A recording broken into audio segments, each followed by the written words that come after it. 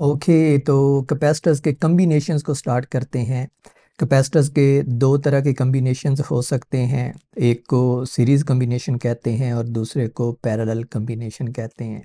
I mean मैं combination ऐसे ही directly use कर रहा हूँ बिकॉज आई बिलीव कि आपको इतना पता है कि जब भी किसी सर्किट में कैपेसिटर्स लगे होते हैं तो वो दो तरह से लगे होते हैं सर्किट में। एक ये कि बहुत सारे कैपेसिटर्स जो हैं वो एक दूसरे के साथ सीरीज़ में आते हैं, और दूसरा सिनेरियो ये हो सकता है कि वो एक दूसरे के पैरेलल लगे हों। सीरीज़ में आने का मतलब ये है कि अगर आप बैटरी के एक सिरे से चलें तो आप पहले एक कैपेसिटर से गुज़रते हैं, फिर दूसरे कैपेसिटर से गुज़रते हैं, फिर तीसरे से गुज़रते हैं। मीनिंग कि वो स्टेप बाय स्टेप आते हैं। ऐसा नहीं है, मतलब आप आपके पास एक ही रास्ता होता है। यानी अगर आप बैटरी के पॉजिटिव टर्मिनल से चलें तो देखें कि आपके पास एक ही रास्ता है, आप उसी रास्ते से जा सकते हैं। अब मैं आपके कहने का मतलब है कि आपके पास एक ही रास्ता है, मतलब करंट के पास एक ही पाथ होता है। ओके, उसके पास कोई चॉइस नहीं होती। तो वो पहले एक कैपेसिटर से गुजरता है, फिर दूसरे से, फिर तीसरे से, और इसी तरह सर्किट में जितने भी कैपेसिटर लगे हों, अगर करंट को हर कैपेसिटर से गुजरना पड़े बारी बारी तो इस कम्बिनेशन को हम कहते हैं सीरीज़ कम्बिनेशन। लेकिन अगर आप इस राइट वाली डायग्राम में देखें कि बैटरी जो है इधर से जो हमारे पास वायर निकल रही है वो इस पॉइंट तक पे पहुंचती है, इस पॉइंट पे। तो इस पॉइंट पे अब देखें कि हमारे पास तीन पैरेलल पाथ हैं जिनके ऊपर करंट जो है वो जा सकता है। तो इस तरह चूँकि करंट के पास चॉइसेस होती हैं कि उसने तीन में से किस पाथ के ऊपर जाना है या कितनी क्वांटिटी में जाना है, तो ऐसे कम्बिनेशन को आप पैरेलल कम्बिनेशन कहते हैं कि कैपेसिटर जो है वो एक दूसरे के साथ पैरेलल में लगे हुए हैं। So you have more choices to go through. मैंने ये सारी चीज़ें पहले ही आपको एक्सप्लेन कर दी हैं। Let me get back to the main question कि why do we need this kind of combination.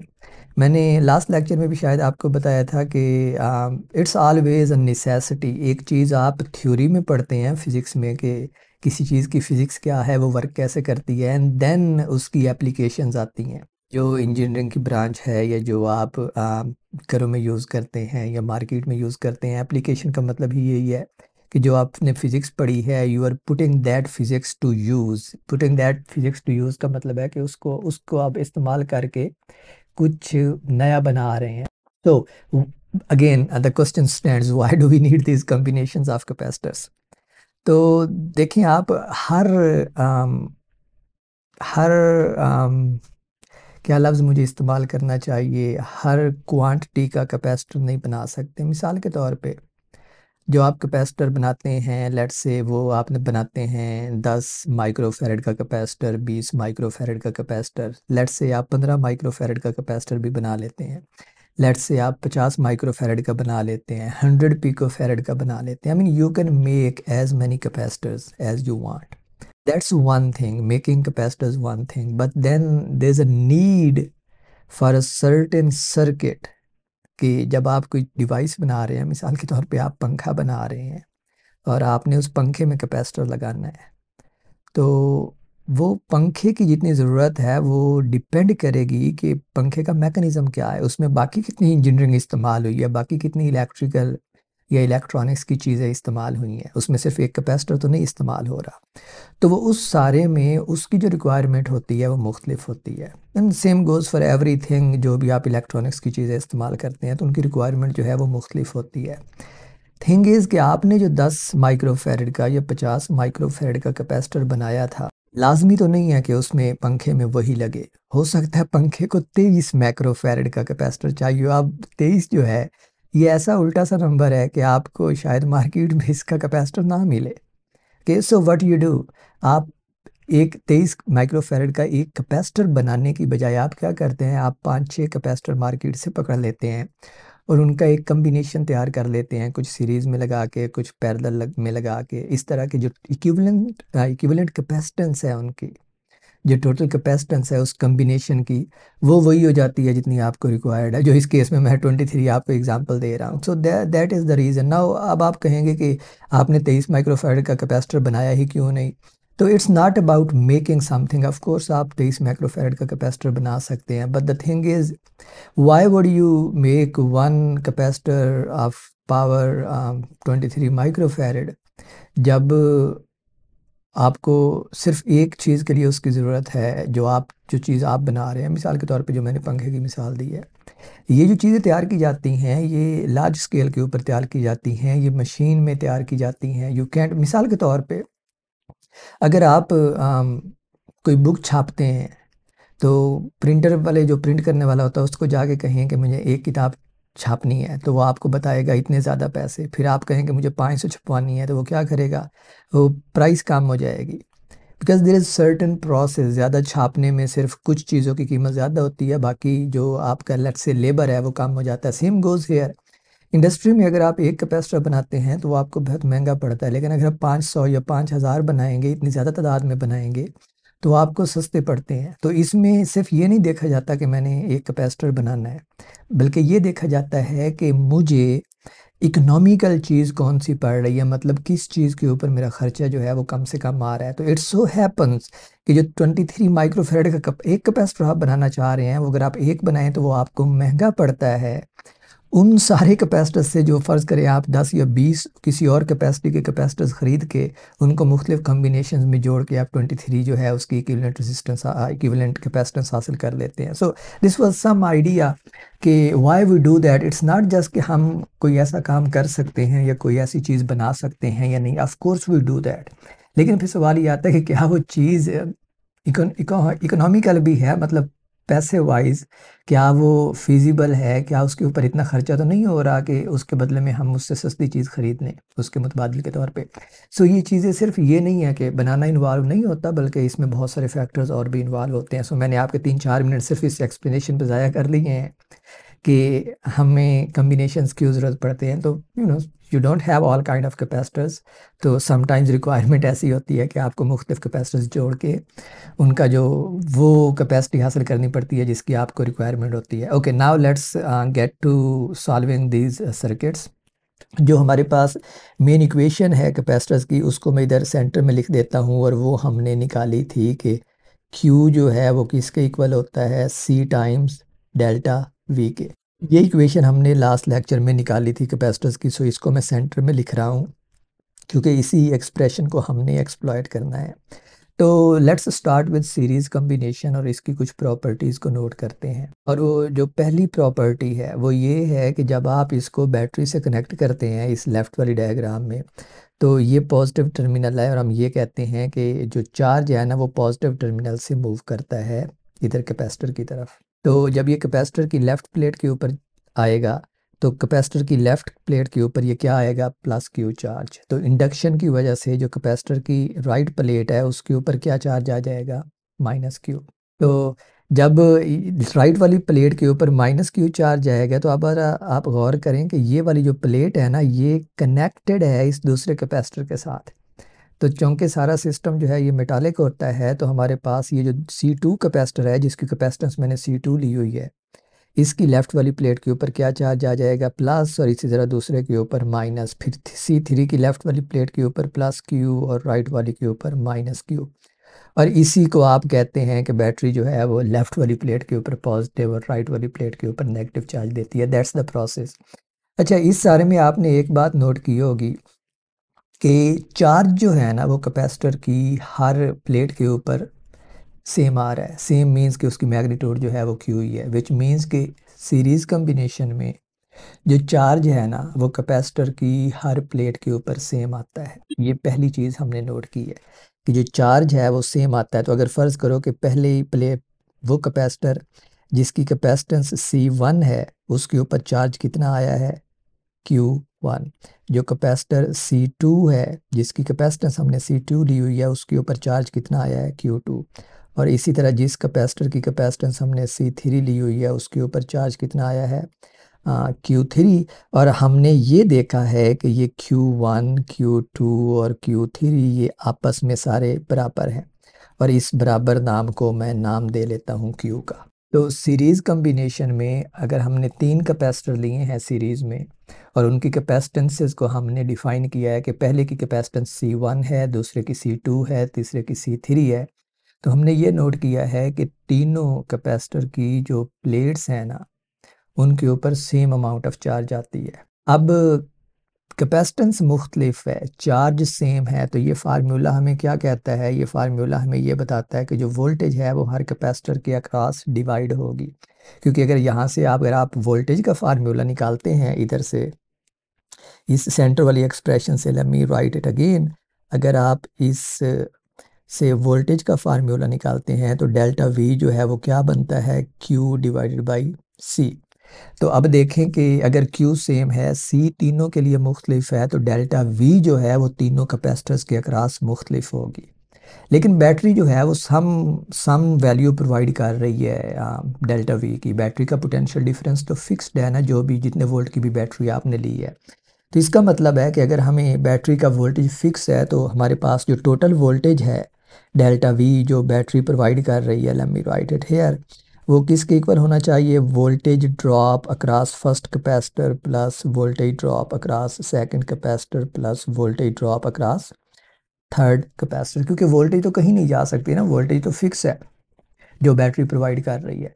तो दैट्स इट। अब इसी इक्वेशन को हम इन तीनों कैपेसिटर्स के लिए बार बार इस्तेमाल कर लेते हैं। तो लेफ़्ट साइड पे हमारे पास क्या है? टोटल वोल्टेज है जो बैटरी प्रोवाइड कर रही है, तो वो किसके इक्वल होगी? टोटल चार्ज जो बैटरी प्रोवाइड करती है डिवाइड बाई टोटल कैपेसिटेंस, और यही वो टोटल कैपेसिटेंस है जिसको आप इक्विवेलेंट कैपेसिटेंस कहते हैं।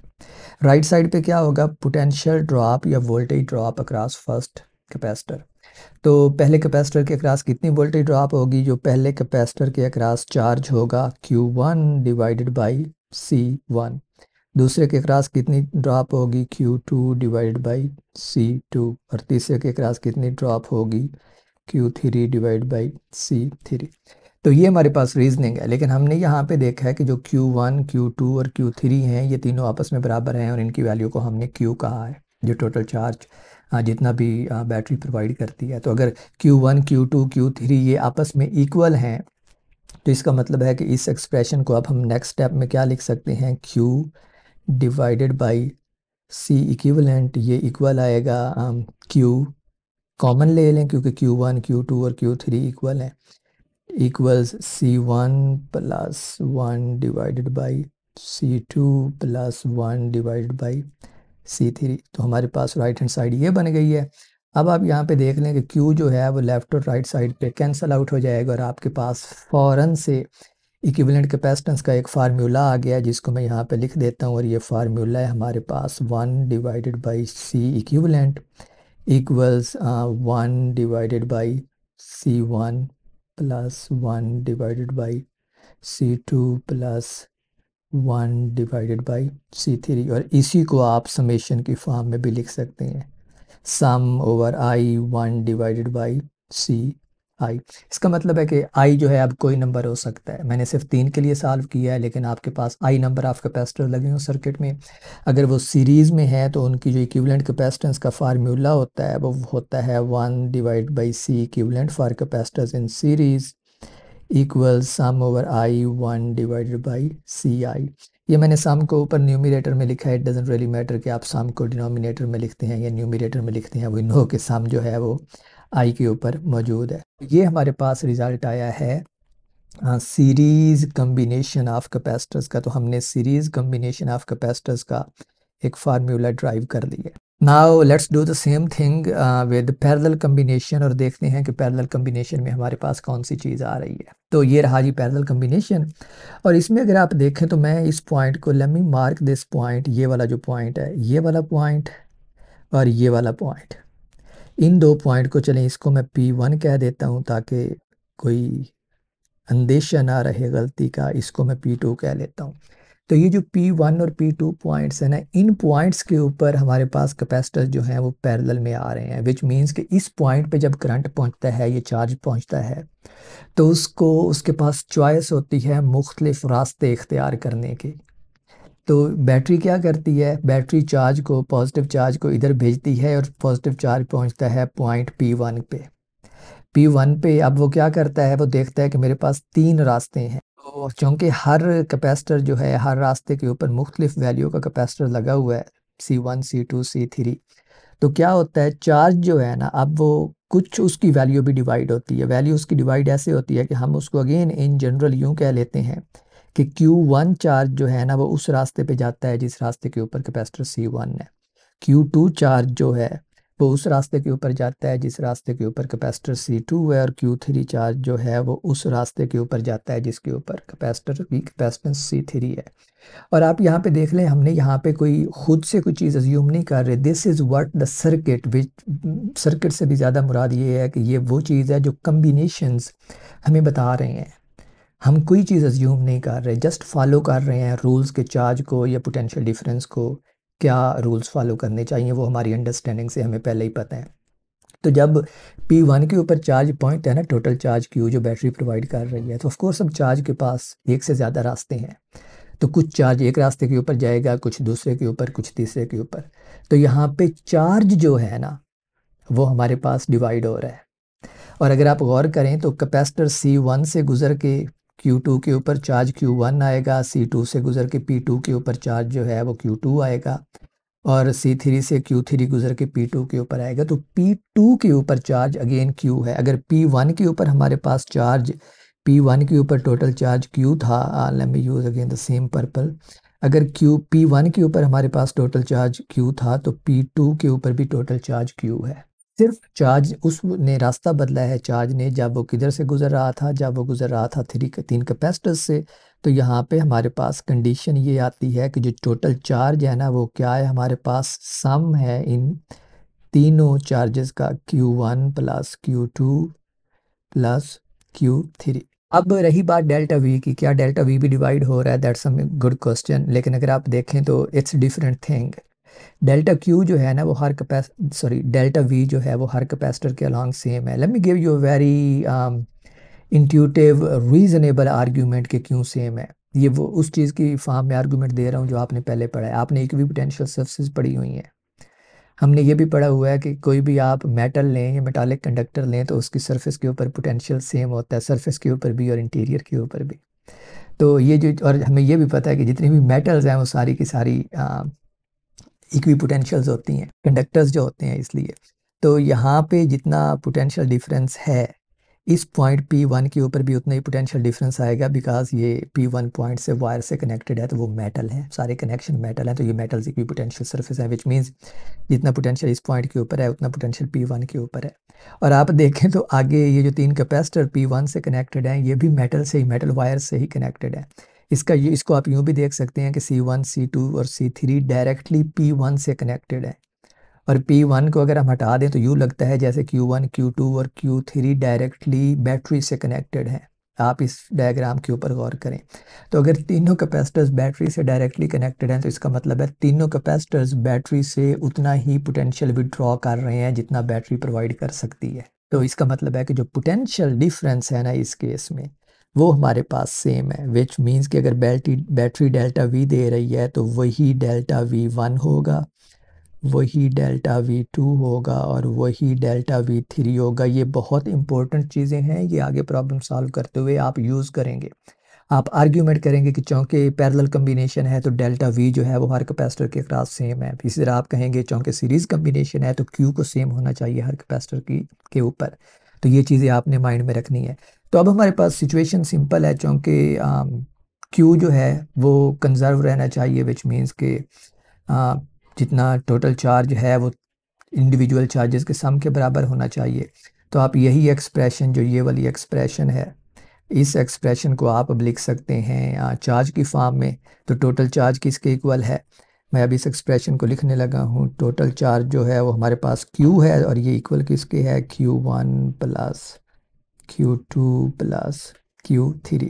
तो आप Q की एक्सप्रेशन यहाँ पे पुट कर दें। Q किसके इक्वल होता है? C के। तो जब टोटल चार्ज है तो ये बन जाएगा C equivalent times delta V, और Q1 क्या बन जाएगा? C1 times delta V1 plus Q2 times C2 times Q2 की वैल्यू है C2 times delta V2 plus Q3 की वैल्यू है C3 टाइम्स डेल्टा V3। अब हमें पता है इस एक्सप्रेशन के से कि delta V1, delta V2, delta V3 सारे बराबर हैं और ये बैटरी जितना पोटेंशियल प्रोवाइड करती है उसके बराबर हैं। तो इसका मतलब है कि ये डेल्टा V1 डेल्टा V2 और डेल्टा V3 को अगर हम डेल्टा V पुट करें तो ये तीनों इस राइट हैंड साइड में से कॉमन आ जाएंगे और फिर इस डेल्टा V के साथ कैंसिल हो जाएंगे actually. Okay, let me right it in one step. तो हमारे पास ये जो लेफ्ट हैंड साइड है ना, ये बन जाएगी C equivalent delta V equals, अगर राइट्स पे आप डेल्टा V कॉमन लें तो ये हमारे पास बनेगा C1 plus C2 plus C3। और अब आप देख लें कि बिल्कुल पहले की तरह सीरीज़ कम्बिनेशन की तरह यहाँ पे डेल्टा V कैंसिल आउट हो रहा है, वहाँ पे हमने Q को कैंसिल आउट किया था। आप इधर देख सकते हैं स्क्रीन के ऊपर पैरेलल में मौजूद है। और यहाँ से हमारे पास फ़ौरन से एक्सप्रेशन आ गई सी इक्विवेलेंट की पैरेलल कम्बिनेशन के लिए। सिंपली क्या होता है, सारे कैपेसिटर्स जितने भी लगे हों उनका डायरेक्ट सम होता है, जिसको आप लिख सकते हैं sum over I C I. Now I is the total number of capacitors in the circuit, और यहाँ से मैं इसको लिख दूँ C equivalent equals sum over I C I. और इसको भी मैं पुट करता हूँ बॉक्स के अंदर, क्योंकि ये वो रिज़ल्ट है जो हमने ड्रॉ किया है, ड्राइव किया है, और इसको हमने यूज़ करना है। तो ये अब दोनों पैरेलल और सीरीज़ कम्बिनेशन आपके सामने है स्क्रीन के ऊपर, जिनको हमने प्रूव कर लिया है। That's it. So the main point is इसमें कि जो चीज़ आपने याद रखनी है, और ये आप प्रॉब्लम्स में आगे बहुत ज़्यादा यूज़ करेंगे, वो ये है कि सीरीज़ कम्बिनेशन में हमारे पास चार्ज जो है वो सेम होता है हर कैपेसिटर के ऊपर, वोल्टेज जो है वो मुख्तलिफ होती है हर कैपेसिटर के ऊपर, हर कैपेसिटर की अक्रॉस अक्रॉस, क्योंकि वोल्टेज जो है वो दो पॉइंट्स के दरमियान डिफरेंस लिया जाता है। सिमिलरली जो पैरेलल कम्बिनेशन है उसमें वोल्टेज जो है वो हर कैपेसिटर के अक्रॉस सेम होगी, और जो चार्ज होगा ना वो हर कैपेसिटर के ऊपर मुख्तलिफ होगा, जस्ट बिकॉज चार्ज को मुख्तलिफ पाथ अवेलेबल होता है। तो समझने की हद तक ये चीज़ें इधर काफ़ी हैं, but we need more than that. We need actually to solve problem to see कि हमें किस तरह के प्रॉब्लम आ सकते हैं। तो मैंने काफ़ी सारे प्रॉब्लम, तकरीबन जितने भी HR के में मुश्किल प्रॉब्लम है वो मैंने सिलेक्ट किए हैं, मुश्किल नहीं सारे सिलेक्ट किए हैं, ताकि मैं आपको मुख्तलिफ तरीक़ों से दिखा सकूँ। हमें थ्योरी समझना एक चीज़ है, फिर उन थ्योरी को यूटिलाइज़ करके प्रॉब्लम्स को सॉल्व करना, it's totally different thing. So I have like 40 minutes, so I'm gonna use those 40 minutes to solve as many problems as I can। और उसमें हम देखेंगे कि हमें क्या मुश्किलात आती हैं। ऑफ कोर्स यूँ देखने में तो ये काफ़ी आसान लग रहा है, लेकिन इन रियल जब आप इसको इम्प्लीमेंट करेंगे तो there can be tougher harder problems. Okay, और एक ही सर्किट के अंदर आप देखेंगे कि हमारे पास सीरीज़ कम्बिनेशन भी आ सकते हैं, पैरेलल कम्बिनेशन भी आ सकते हैं। So you have to reduce your problem to one single capacitor. But let me not talk more, let me just try and solve problem. और जो पहला प्रॉब्लम है वो है exercise 30.9। So let me copy that exercise here, उसकी statement, और फिर हम उसको सॉल्व करते हैं। तो हम ये प्रॉब्लम सॉल्व करते हैं, और प्रॉब्लम ये सिंपल सा है, इसमें हमारे पास कोई डायग्राम नहीं है, बट लेट्स सी कि क्या कहता है। How many 1 microfarad capacitors must be connected in parallel to store a charge of 1 coulomb with the potential difference of 110 volt across capacitor? Okay, जो चीज़ें नोट करने की हैं, पहली चीज़ कि उन्होंने ये बताया है कि ये कैपेसिटर जो है ना ये पैरेलल कम्बिनेशन में लगाने हैं। तो अगर पैरेलल कम्बिनेशन में लगाने हैं तो जो डेल्टा V है ना वो हर कैपेसिटर को सेम मिलेगा, और उसकी वैल्यू उन्होंने दी हुई है, कितनी है, 110 वोल्ट। तो वोल्टेज वोल्टेज पोटेंशियल डिफरेंस दिया हुआ है टोटल, और हर कैपेसिटर को सेम पोटेंशियल डिफरेंस मिलता है। हमने कैलकुलेट करना है नंबर ऑफ कैपेसिटर्स, मीनिंग हमने n कैलकुलेट करना है, how many number of capacitors are there in a circuit such that the total charge, this is a total charge Q in the circuit is 1 coulomb। और हर capacitor की जो हमारे पास capacitance है ना वो है C इक्वल्स, ओके मेरा C जो है बिल्कुल ज़ीरो की तरह बन गया, तो जो C है वो कितना है 1 माइक्रोफैरड। तो हर कैपेसिटर की कैपेसिटेंस जो है वो 1 माइक्रोफैरड है। तो सवाल ये है कि हमने 1 माइक्रोफैरड के कितने कैपेसिटर एक सर्किट में लगाएं कि टोटल चार्ज जो वो स्टोर करें वो सारे का सारा 1 कूलम्ब हो। That's that. तो हम इसको कैलकुलेट कर सकते हैं, और कैलकुलेट करना ज़्यादा कोई मुश्किल नहीं है। सबसे पहले हम टोटल चार्ज हमें दिया हुआ है और वो है जी 1 कूलम्ब, लेकिन हमने ये देखना है कि एक कैपेसिटर जो है वो कितना चार्ज स्टोर करता है। एक माइक्रोफैरड का जो कैपेसिटर है वो कितना चार्ज स्टोर करता है। तो अगर हम वो देखें तो हम सिंपली क्या यूज़ करेंगे, Q equals C delta V। और ये C जो है ये हर इंडिविजुअल कैपेसिटर की कैपेसिटेंस है, जो इस केस में कितनी दी हुई है 1 माइक्रोफैरड। और जो पोटेंशियल डिफरेंस अप्लाइड किया जाता है वो है 110 वोल्ट।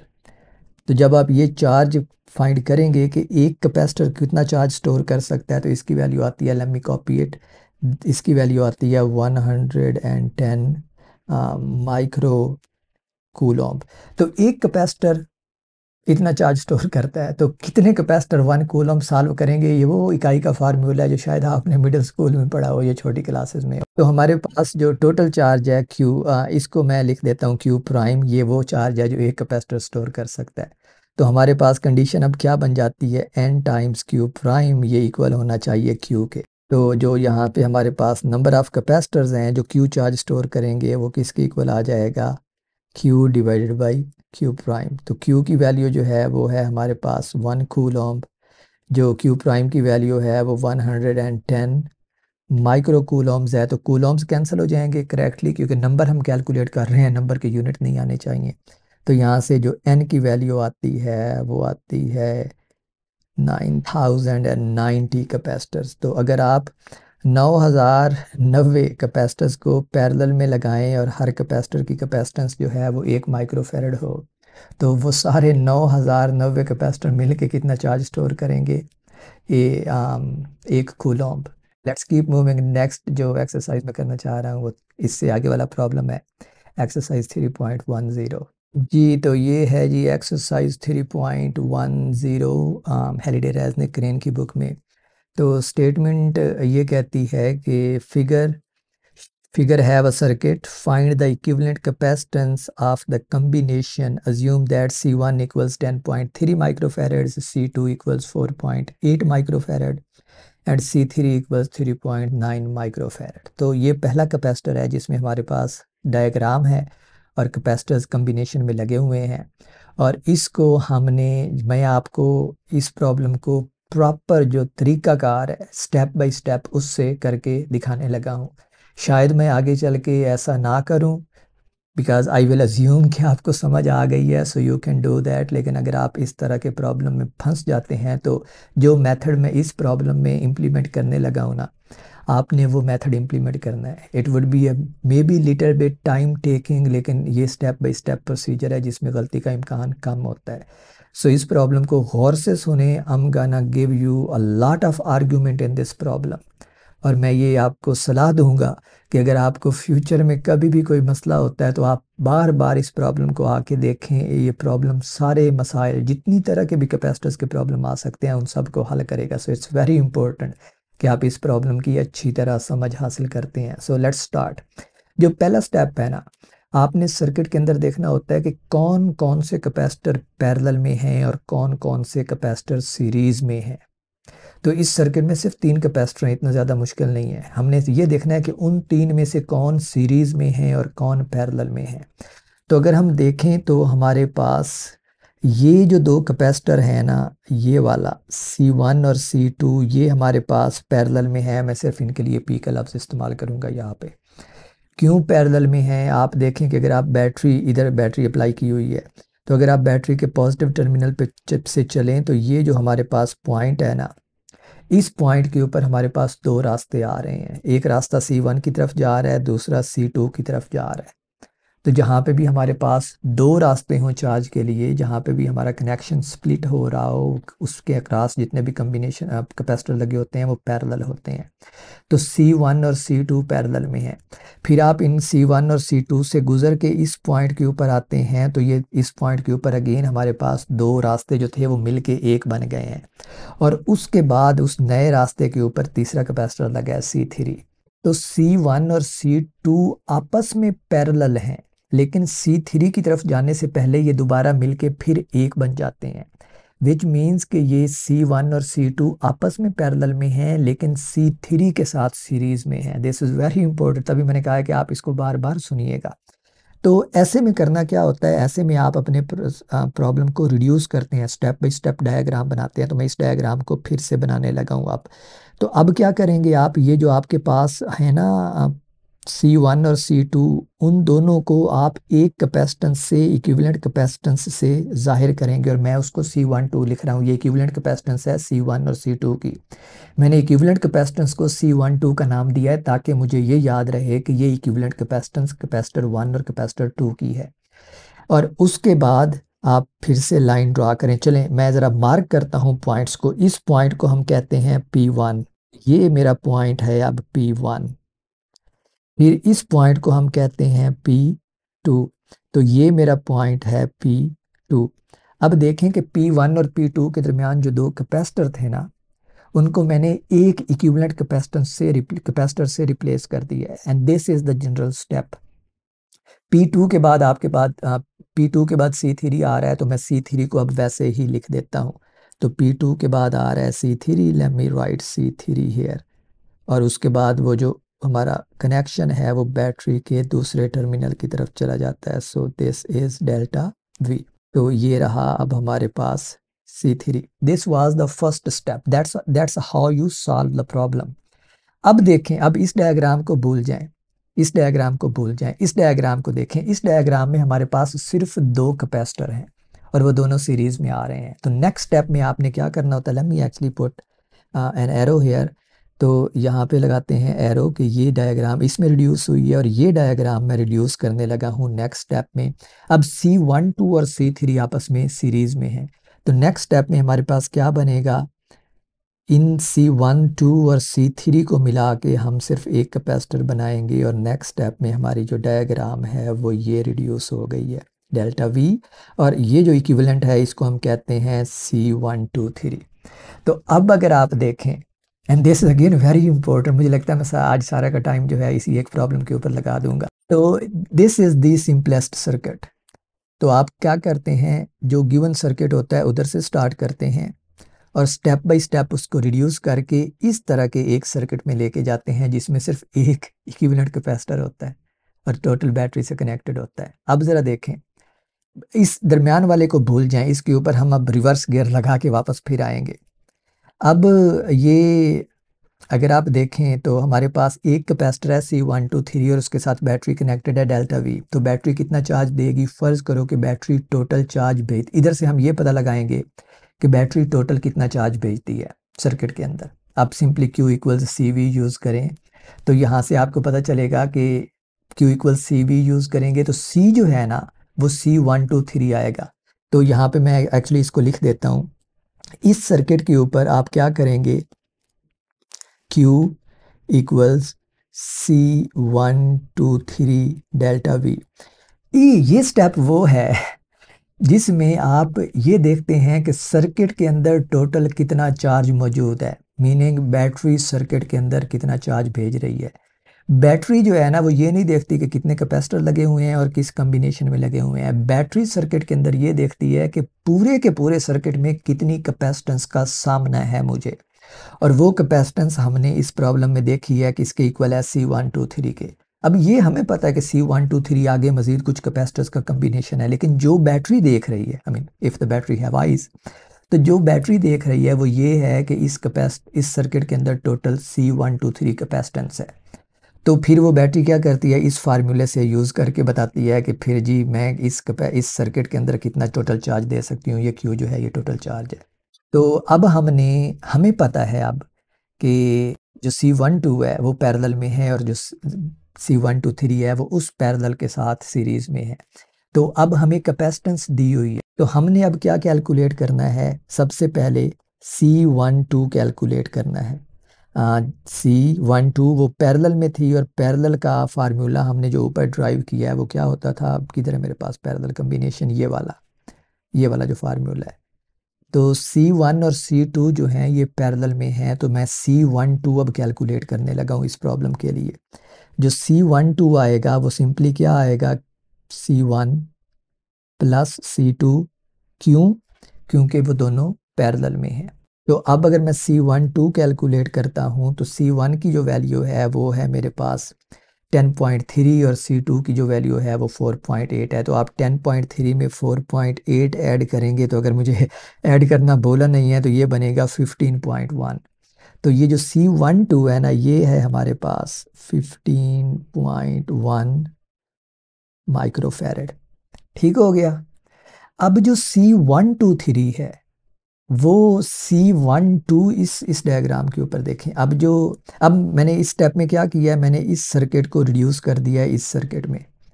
ठीक है, तो ये C12 इन दो कैपेसिटर्स की इक्विवेलेंट कैपेसिटेंस है। अब मैं इस सर्किट की इक्विवेलेंट कैपेसिटेंस लेने लगा हूँ जो C123 है।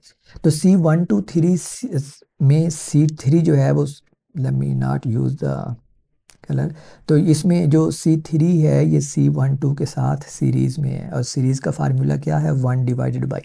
तो मतलब मैं अब कैलकुलेट करूँगा जो C1 डिवाइडेड बाई C123, ये इक्वल किसके है, ये इक्वल आएगा 1 divided by C12 plus 1 divided by C3, क्योंकि ये सीरीज़ में है। तो C12 हमने कैलकुलेट किया है, ये कितना है, ये है हमारे पास 15.1 प्लस जो C3 है उसकी वैल्यू दी हुई है 3.9, तो ये है 3.9, ये दोनों माइक्रोफैरड में है। तो अब यहाँ से आप C123 कैलकुलेट करें। Let me not waste time on this one at least. तो C123 जो है ना वो 3.1 माइक्रोफैरड है। तो ये यहाँ पे जब आप कैलकुलेट करेंगे C123 तो ये है 3.1 माइक्रोफैरड, 3.1 माइक्रोफैरड। तो क्वेश्चन में यही पूछा हुआ है। ओके, क्वेश्चन में ये पूछा हुआ है कि टोटल इक्विवेलेंट कैपेसिटेंस कैलकुलेट करें। तो यहाँ तक हमने इक्विवेलेंट कैपेसिटेंस कैलकुलेट कर ली है। तो चलें, हमारा ये प्रॉब्लम यहाँ पे ख़त्म होता है। मेरा दिल तो कर रहा था कि मैं इस प्रॉब्लम को आगे हल करूँ, लेकिन let's move on to the next problem, और उसमें हम देखेंगे कि हर कैपेसिटर के अक्रॉस हम पोटेंशियल डिफरेंस या हर कैपेसिटर के ऊपर चार्ज या ये चीज़ें कैसे कैलकुलेट कर सकते हैं। बट रिमेंबर दैट कि जो सर्किट को सिंप्लीफाई करना होता है ना, वो आपने इन स्टेप्स में करना होता है कि आप हर स्टेप में देखते हैं कि जितने भी कम्बिनेशंस हैं डिफरेंट सर्किट के अंदर, ऑल पैरेलल कम्बिनेशंस, उनको एक इक्विवेलेंट कैपेसिटेंस बनाएंगे, और ऑल सीरीज जो जितने भी सीरीज़ में हैं उनको अलहदा से इक्विवेलेंट कैपेसिटर आप बनाएंगे, और फिर देखेंगे कि आपके सर्किट के अंदर सिंपलेस्ट फॉर्म में इस तरह का सर्किट बनता है, और उधर से आप कैलकुलेट करेंगे इक्विवेलेंट कैपेसिटेंस या बाकी क्वांटिटीज़ जो हमें रिक्वायर्ड होंगी। But for the moment let's end this problem here, क्योंकि हमें डेल्टा वी की वैल्यू भी नहीं दी हुई चार्जेस को कैलकुलेट करने के लिए। And let's move on to the next problem. So this is exercise 30.12, और इसकी स्टेटमेंट ये है कि each of the uncharged capacitors in figure has a capacitance of 25 microfarad. तो तीन कैपेसिटर आपको नज़र आ रहे हैं, तीनों की कैपेसिटेंस जो है वो 25 माइक्रोफैरड ईच है। A potential difference of 4200 volt is established when the switch S is closed. How much charge then passes through the meter A? मज़े की बात ये है कि उन्होंने ये कहा हुआ है कि ये जो मीटर है ना, इससे कितना चार्ज पास होता है। ये बहुत इम्पोर्टेंट है, मीटर से कितना चार्ज पास होता है। चार्ज जो है वो इस पॉइंट के ऊपर आप देख रहे हैं, ये बहुत इंपॉर्टेंट है कि आप किस पॉइंट के ऊपर चार्ज देख रहे हैं। इस पॉइंट के ऊपर चार्ज पहुंचे जब गुजरेगा तो वो इस पॉइंट से पहले गुजरेगा। ये वाला पॉइंट, चलें ये वाला पॉइंट, बल्कि let me again mark this point, let's call this point P1। तो ये जो P1 है ना, इससे पहले मीटर लगा हुआ है, तो इसका मतलब है जितना चार्ज भी सर्किट में जाता है ना वो सारे का सारा इस मीटर से गुजरेगा। जब वो P1 पे पहुंचेगा तो फिर उसने आगे रास्ते चूज़ करने हैं कि मैंने C1 के अक्रॉस कितना जानना है, C2 के अक्रॉस कितना जानना है, और C3 के अक्रॉस कितना जानना है। लेकिन मीटर से जो है वो उतना ही चार्ज गुजरेगा जितना बैटरी प्रोवाइड करती है। तो हमारे पास ये तीन कैपेसिटर्स हैं, C1, C2, C3, C1, C2, C3। Okay, तो let me first quickly right the simplified form. तो सिंप्लीफाइड फॉर्म जो है वो इस प्रॉब्लम की ये वाली बनेगी कि चूँकि तीनों कैपेसिटर जो हैं वो पैरेलल में हैं, तो हमारे पास जो सिंप्लीफाइड इसकी फॉर्म बनेगी ये ऊपर वाले प्रॉब्लम की तरह वो ये वाली बनेगी, और ये इक्विवेलेंट कैपेसिटेंस जो है इसको मैं कहता हूँ C123। तो ये ऊपर वाले प्रॉब्लम की फॉर्म बन गई है, ये वाली फॉर्म। ओके, ये वाली फॉर्म जो हमेशा मैं कहता हूँ कि आपने बनानी है। तो अब हमारे पास सिंपल सा सर्किट है, और आप देख सकते हैं अगर आप C इक्विवेलेंट लेते हैं, C123 जो है इस केस में, तो C1 2 3 लेते हैं, तीनों कैपेसिटर्स जो हैं वो पैरेलल में हैं, तो पैरेलल में हमारे पास इक्विवेलेंट कैपेसिटेंस क्या आएगी, C1 plus C2 plus C3 और सारे सेम हैं, तो ये क्या आएगी 75 माइक्रोफैरड। तो सर्किट में इक्विवेलेंट कैपेसिटेंस जो है वो 75 माइक्रोफैरड है। और मैंने आपको बताया था, ऊपर वाले प्रॉब्लम में हल तो नहीं किया था लेकिन बताया था ये वाली बात टोटल चार्ज जो है ना वो total capacitance multiplied by total voltage होती है जो सर्किट में लगी होती है। तो टोटल चार्ज यहाँ पे जो आएगा हमारे पास सर्किट में वो क्या होगा, Q equals C equivalent times delta V। तो C इक्विवेलेंट जो है वो है हमारे पास 75 माइक्रोफैरड और जो डेल्टा V है वो है हमारे पास 4200 वोल्ट। तो आप इसको सॉल्व करेंगे तो मैंने शायद इसका आंसर निकाला हुआ है और ये हमारे पास आती है 0.315 कूलम। तो ये आता है 0.315 कूलम। तो इतना चार्ज जो है वो सर्किट के अंदर मौजूद है। और चूँकि ये मीटर जो है वो इस पॉइंट P1 से पहले लगा हुआ है तो यही चार्ज जो पूरे का पूरा चार्ज बैटरी प्रोवाइड करती है ये इस मीटर से गुजरेगा। लेट मी कंफर्म कि मैंने जो किया हुआ है वो सही किया हुआ है और ये पैरेलल कम्बिनेशन है। तो अगर ये पैरेलल कम्बिनेशन है तो लेट मी कंफर्म कि हमने पैरेलल कम्बिनेशन का फार्मूला जो ड्राइव किया है वो हमारे पास ओके ये पैरेलल कम्बिनेशन था और पैरेलल कम्बिनेशन में कैपेसिटर सिंपली ऐड होते हैं। तो इसका मतलब है कि मैंने जो अपने नोट्स में किया हुआ है वो गलत किया हुआ है, वो मैंने सीरीज़ कम्बिनेशन के लिए किया हुआ है, विच मीन्स कि हमारा जो आंसर है वो ये नहीं होगा। तो ये जितना भी आंसर आता है ये आप कैलकुलेट कर लें, ये 4200 मल्टीप्लाइड बाई 75 साथ में यूनिट्स माइक्रो कूलम बन जाएंगे जितना भी आंसर आता है। तो ये हमारा चार्ज आ जाएगा। तो आई एम नॉट श्योर कि ये चार्ज कितना है, आपने कैलकुलेट कर लेना है। लेकिन अब आती है मज़े की बात, और वो मज़े की बात ये है कि आप अगर ख़ुद से पूछें कि हर कैपेसिटर से कितना चार्ज गुजरेगा, C1 से C2 से और C3 थे, तो जो बात नोट करने वाली है ये पॉइंट P1 के ऊपर जो वोल्टेज आएगी वो क्या होगी डेल्टा V। और हमने अभी ऊपर पढ़ा है कि पैरेलल कम्बिनेशन में जो डेल्टा V है वो हर कैपेसिटर के अक्रॉस सेम रहती है। तो इसका मतलब है कि हर जो C1 है C2 और C3 है ये तीनों डेल्टा V वोल्टेज ही हासिल करेंगे सारी की सारी बैटरी से। और दूसरी बात ये है कि C1 इक्वल्स C2 और C3 ये सारे बराबर हैं। तो हमारे पास सिचुएशन ये बन रही है, मैं आपको एक आर्ग्यूमेंट देने लगा हूँ, सिचुएशन ये बन रही है कि C1 equals C2 equals C3 और delta V1 equals delta V2 equals delta V3। और ये सारी का सारा 4200 के इक्वल है जिसको डेल्टा V कहा हुआ है, और ये तीनों इक्वल हैं 25 माइक्रोफैरड के। तो अगर आप देखें तो अब हमारे पास Q1 किसके इक्वल होगा, C1 डेल्टा V1 जो किसके इक्वल है 25 microfarad multiplied by 4200 volt. Q2 जो है वो किसके इक्वल है C2 डेल्टा V2, और ये भी हमारे पास बिल्कुल यही आंसर आता है। और जो Q3 है वो किसके इक्वल है, वो है C3 डेल्टा V3, और ये भी एग्जैक्टली हमारे पास यही आंसर आता है। तो रिज़ल्ट हमारे पास ये निकलता है कि Q1 इक्वल होगा Q2 इक्वल होगा Q3, और ये सारे के सारे इक्वल हैं जितना चार्ज बैटरी प्रोवाइड कर रही है। तो जितना चार्ज बैटरी प्रोवाइड नहीं कर रही, सॉरी, ये उसका 1/3 होगा। तो ये हमारे पास होगा Q जितना बैटरी प्रोवाइड कर रही है डिवाइड बाई 3, और Q की वैल्यू आपने यहाँ पे ये वाली निकाली है। तो आप ये देख लें कि Q1 इक्वल आया है Q2 के और वो इक्वल है Q3 के, और उसका रीज़न ये है कि कैपेसिटेंस भी तीनों कैपेसिटर्स की सेम है और वोल्टेज भी उनको सेम मिल रही है, और इसलिए जो चार्ज है वो बराबर बराबर गया है। अगर किसी की कैपेसिटेंस ज़्यादा होती तो उस रास्ते से शायद चार्ज कम या ज़्यादा जाता, लेकिन चूँकि वोल्टेज भी बराबर है कैपेसिटेंस भी बराबर है तो चार्ज भी बराबर बराबर गया है, और वो टोटल चार्ज जो है वो सम होना चाहिए। तो टोटल चार्ज जो हमारे क्वेश्चन में पूछा हुआ था एमीटर ए से जो गुजरता है, उप्स, जो एमीटर ए से गुजरता है हमारे पास वो इतना है जितना भी ये आप कैलकुलेट करेंगे, और Q1 Q2 Q3 ये इस जितना भी आपने कैलकुलेट किया इसका 1/3 होंगे। तो जब आप उन तीनों को ऐड करते हैं तो टोटल जो है वो क्या बन जाता है, जितना बैटरी प्रोवाइड कर रही है, जितना मीटर से गुजरा है। सो पिछले प्रॉब्लम में हमने चार्ज नहीं कैलकुलेट किया था इंडिविजुअली, इसमें आपने ये देख लिया कि इंडिविजुअली चार्ज कैसे कैलकुलेट करना है।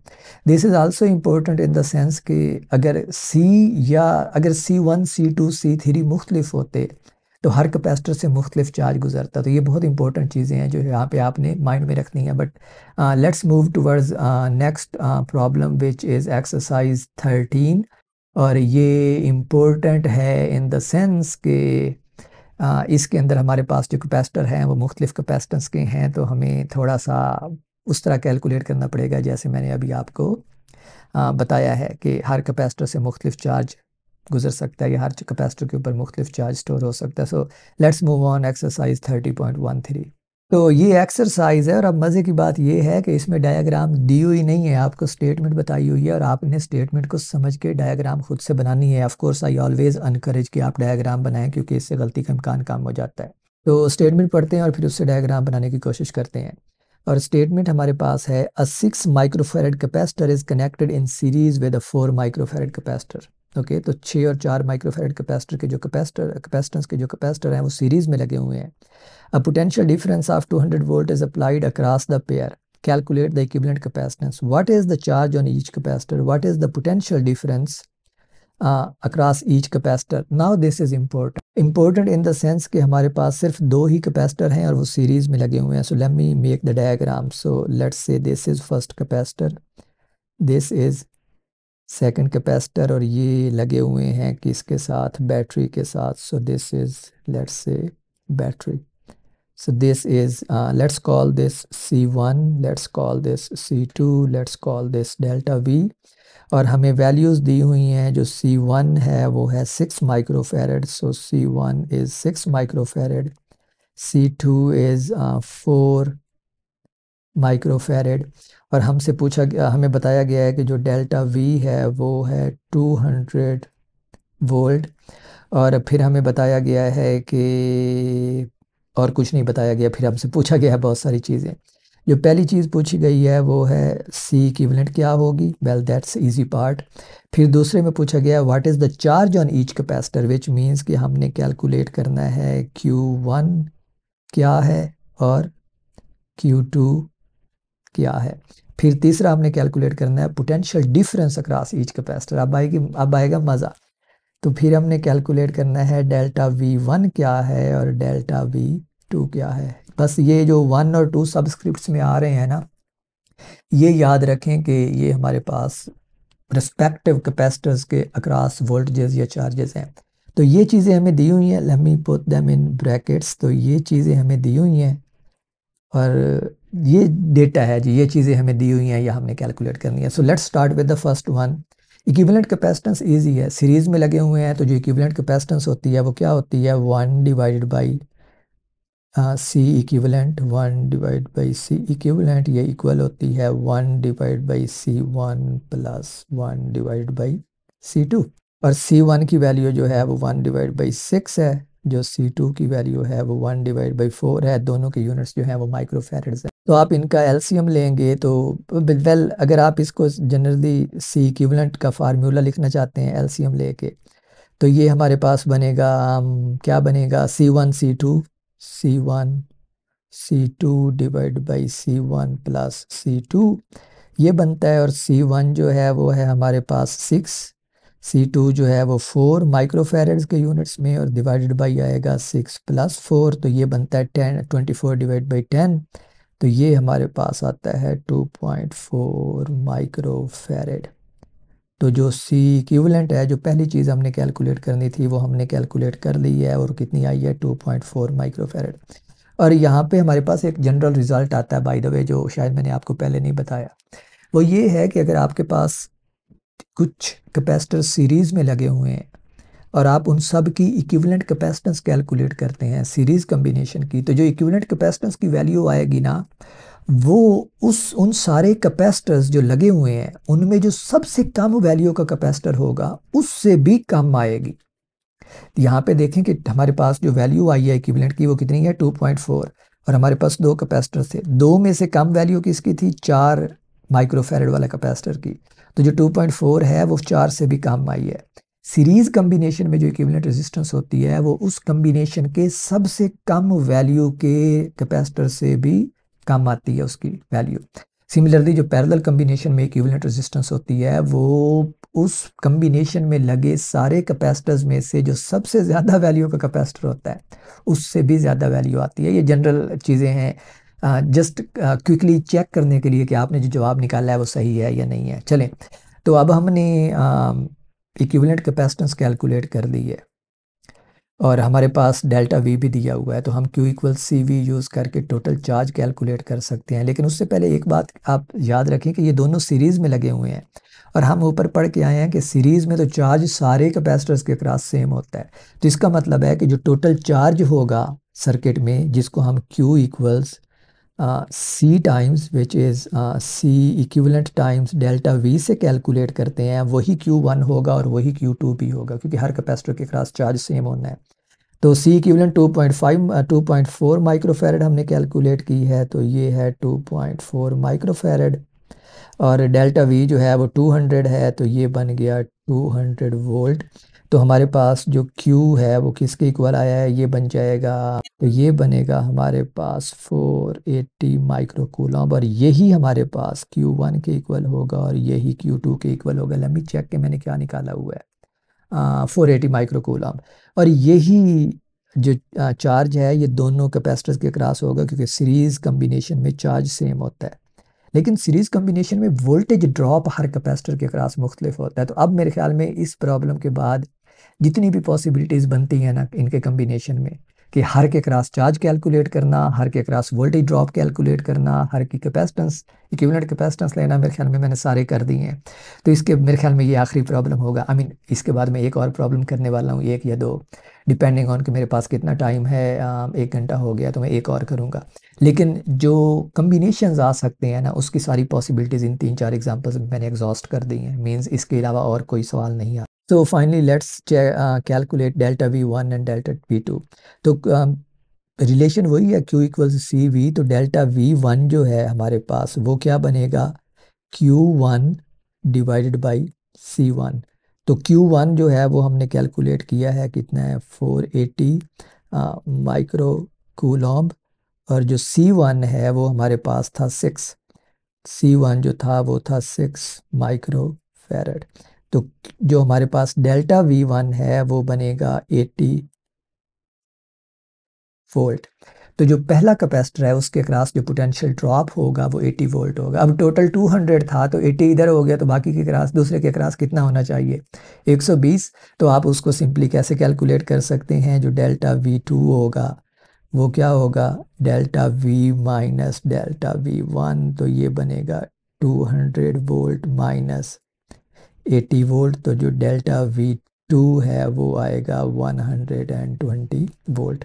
तो यहाँ से आप डेल्टा V1 और डेल्टा V2 भी आपने कैलकुलेट कर लिया। तो हमने सारी चीज़ें कैलकुलेट कर ली हैं जो हमने कैलकुलेट करनी थी। बाय द वे ये डेल्टा V2 को आप इस फार्मूला से भी कैलकुलेट कर सकते हैं, Q2/C2 से भी सेम जवाब आएगा आपके पास, यानी ये 120 वोल्ट। हमने सारी मेरे ख्याल में पॉसिबिलिटीज़ भी एग्जॉस्ट कर ली हैं और जितनी चीज़ें कैलकुलेट करनी थी वो भी कर ली हैं। अब एक बहुत मज़े का प्रॉब्लम है, ये प्रॉब्लम है, ये एक्सरसाइज नहीं है, और इसमें सिर्फ मैं कुछ चीज़ें आपको सिखाना चाहता हूँ, बताना चाहता हूँ कि कैसे डील करते हैं इन चीज़ों को। और ये प्रॉब्लम 10 है।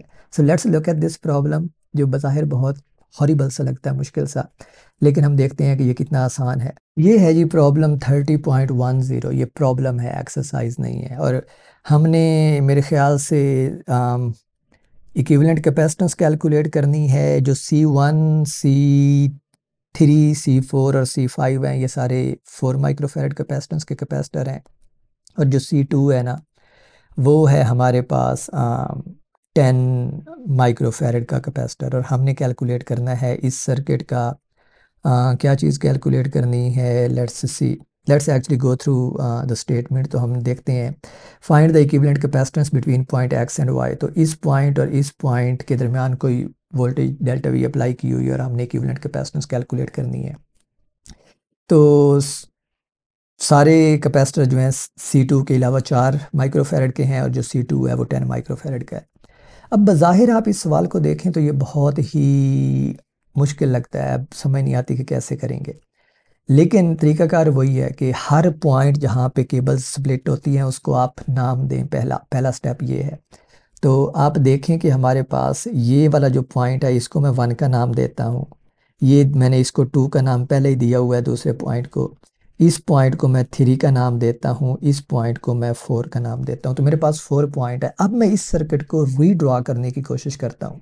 रीड्रॉ करने की कोशिश अब मैं इस सेंस में करता हूँ कि मुझे पता है कि कौन सी कैपेसिटेंस किन 2 पॉइंट्स के दरमियान लगी हुई है। तो इससे हमारी देखेंगे कि सर्किट कितना आसान हो जाता है। पॉइंट एक्स से स्टार्ट करते हैं। इधर मैं इसको बनाता हूँ, ये है मेरे पास एक्स से स्टार्ट करके मैं पॉइंट 1 तक आता हूँ। ये रहा जी पॉइंट 1। अब मेरे पास पॉइंट 1 और पॉइंट 2 के दरमियान कैपेसिटर C1 लगा हुआ है। मैं अब इसको ड्रा करने लगा हूँ। So let me mark point 2 here और जो पॉइंट 3 है ना उसको मैं यहाँ पे ड्रा करता हूँ। ये पॉइंट 3 है। तो पॉइंट 1 और पॉइंट 2 के दरमियान कैपेसिटर लगा हुआ है C1। तो ये मैं इधर लगाता हूँ C1। ये डायग्राम अच्छी नहीं बनेगी because let me actually move my iPad ताकि मेरे पास शायद लाइंस जो हैं वो इससे सीधी लग जाएं। तो पॉइंट 1 और पॉइंट 2 के दरमियान मेरे पास कैपेसिटर है और ये कैपेसिटर है C1। तो ये मैंने C1 लगा दिया है पॉइंट 1 और पॉइंट 2 के दरमियान। फिर पॉइंट 1 और पॉइंट 3 के दरमियान मेरे पास कैपेसिटर लगा हुआ है C4। तो ये अब मैंने लगा दिया यहाँ पे C4। मैं सिर्फ सर्किट को रीड्रॉ कर रहा हूँ क्योंकि ये वायर्स है ना, आप जैसे चाहें उनको मरोड़ लें। अब देखें कि पॉइंट 3 और 4 के दरमियान मेरे पास C3 लगा हुआ है। तो मैं यहाँ पे लेता हूँ पॉइंट 4। ये मेरा रहा पॉइंट 4। तो 3 और 4 के दरमियान C3 लगा हुआ है। तो पॉइंट 3 और 4 के दरमियान जो कैपेसिटर लगा हुआ है उसको कहा हुआ है C3। तो ये रहा C3। और फिर पॉइंट 2 और 4 के दरमियान C5 लगा हुआ है। तो ये रहा पॉइंट 2, ये रहा पॉइंट 4 और इसके दरमियान कौन सा कैपेसिटर लगा हुआ है C5। और फाइनली पॉइंट 2 और पॉइंट 3 के दरमियान C2 लगा हुआ है। तो ये रहा पॉइंट 2 और पॉइंट 3 के दरमियान C2। तो अब देखें कि हमारा सर्किट जो है और पॉइंट 4 जो है ये पॉइंट Y से कनेक्टेड है और पॉइंट Y और पॉइंट X जो हैं ये ऑफ कोर्स किसी वोल्टेज सोर्स से कनेक्टेड है इस तरह। तो देखें अब कि हमने सर्किट को कितना सिंपल कर लिया। और ये सर्किट आप कहेंगे ये तो एफएससी में पढ़े हुए व्हीटस्टोन ब्रिज की तरह लगता है। एक्चुअली ये है ही व्हीटस्टोन ब्रिज कैपेसिटर्स का। तो आपको याद होगा कि व्हीटस्टोन ब्रिज में जो सेंट्रल रजिस्टर होता था उसमें से कोई करंट नहीं गुजरता था। इस केस में हम वही आर्ग्यू करेंगे कि C2 के ऊपर जो सेंट्रल कैपेसिटर है उसके ऊपर कोई चार्ज स्टोर नहीं होता। सो let me give you an argument. I mean अगर आपको नहीं पता तो जब हम इस पॉइंट X से मूव करके पॉइंट 1 पे आएंगे तो हमारे पास चार्ज आएगा। लेट्स से पॉजिटिव चार्ज आता है। ओके उस पॉजिटिव चार्ज का कुछ हिस्सा इस C4 की प्लेट के ऊपर आएगा, C4 की इस प्लेट के ऊपर जो नेगेटिव नीचे है, और कुछ आएगा C1 की। तो ये जो C1 की अंदर नीचे वाली प्लेट है इसके ऊपर -Q आएगा और ये C4 की जो नीचे वाली है इसके ऊपर भी माइनस आएगा। अब ये -Q इधर से मूव करेगा पॉइंट 3 पे और इधर से मूव करेगा पॉइंट 2 के ऊपर।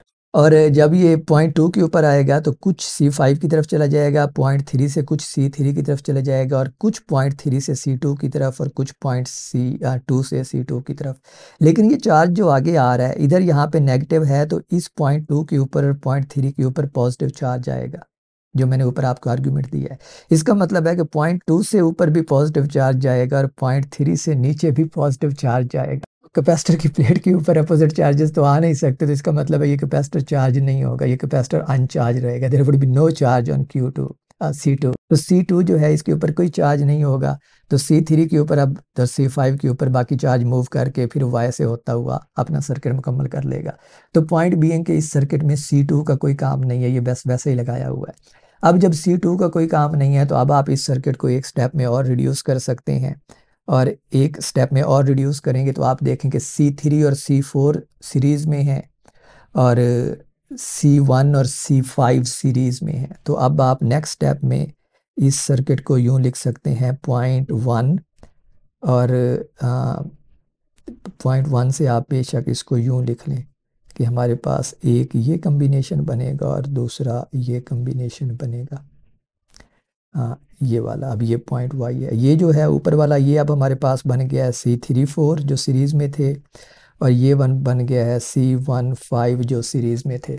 और अब C34 और C15 जो हैं ये आपस में पैरेलल हैं। तो नेक्स्ट स्टेप में हमारे पास, चले मैं इसको इधर लिखता हूँ, नेक्स्ट स्टेप में हमारे पास ये क्या बनेगा, point X, one capacitor, point Y, और ये वाला जो है ये हमारे पास C3415 है। ओके, और ये पैरेलल है। पॉइंट भी है कि हमने इस सर्किट को रिड्यूस कर लिया, तो हमने कैलकुलेट करना है C3415, यही इक्विवेलेंट कैपेसिटेंस है ना। तो सबसे पहले इसको देखते हैं। C34 जो है ये दोनों सीरीज में हैं, तो सीरीज में है तो क्या होते हैं, 1 डिवाइड बाई ऐड होते हैं ना। तो C34 को अगर आप कैलकुलेट करते हैं, यहाँ पे मैं करता हूँ, ओके मैं यहाँ पे करता हूँ। अगर आप C34 को कैलकुलेट करते हैं, C34 को, तो ये दोनों सीरीज में हैं, तो ये क्या बनेंगे, C4 divide by C3 plus C4, और C3 और C4 दोनों जो हैं 4 माइक्रोफेरेड के हैं, तो 4 4 16 डिवाइड बाई 8 ये हमारे पास आएगा 2 माइक्रोफेरेड। इसी तरह जब आप C15 को कैलकुलेट करेंगे तो ये भी सीरीज़ में है, यही फार्मूला बनेगा, लेकिन अब होगा C1 C5 divide by C1 plus C5, और ये भी हमारे पास क्या आएगा, 2 माइक्रोफेरेड। और अब ये जो ये वाला है हमारे पास, ये वाला ये इससे आया है, और ये दोनों आपस में पैरेलल हैं, तो पैरेलल में क्या होते हैं, दोनों ऐड हो जाते हैं। तो हमारे पास जो फाइनल इक्विवेलेंट है जिसको मैंने C3415 कहा है, वो क्या होगा, C34 प्लस C15, दोनों 2 माइक्रोफेरेड हैं, तो हमारे पास क्या आंसर आएगा, 4 माइक्रोफेरेड। तो इस सारे सर्किट की कैपेसिटेंस, इक्विवेलेंट कैपेसिटेंस जिसको मैंने C3415 लिखा है, वो 4 माइक्रोफेरेड है। ये एक हॉरिबल लुकिंग सर्किट जो है, कैपेसिटेंस का सर्किट जो है, अगर आप स्टेप बाय स्टेप इसको रिड्यूस करते हैं, कुछ आर्गुमेंट देते हैं, तो बहुत ईजी हो जाता है। Okay, this is what I wanted to do for this lecture. मेरे ख्याल में मैंने इनफ नंबर ऑफ़ प्रॉब्लम हल कर दिए हैं, तकरीबन जितने पॉसिबल प्रॉब्लम्स हो सकते थे। वो जो एक्सरसाइज थी असल में ज़्यादा उसी तरह के प्रॉब्लम आते हैं, ये वाला तो मैं खुद करना चाहता था because it's tricky and I wanted to show you कि ये कोई मुश्किल नहीं है, बस you have to think about it. और अल्लाह के फजल से अब मेरे सर में दर्द भी शुरू हो गया है, बट लेक्चर पूरा हुआ, and I will see you in next lecture, which I believe is about energy stored in capacitors. So we are moving forward.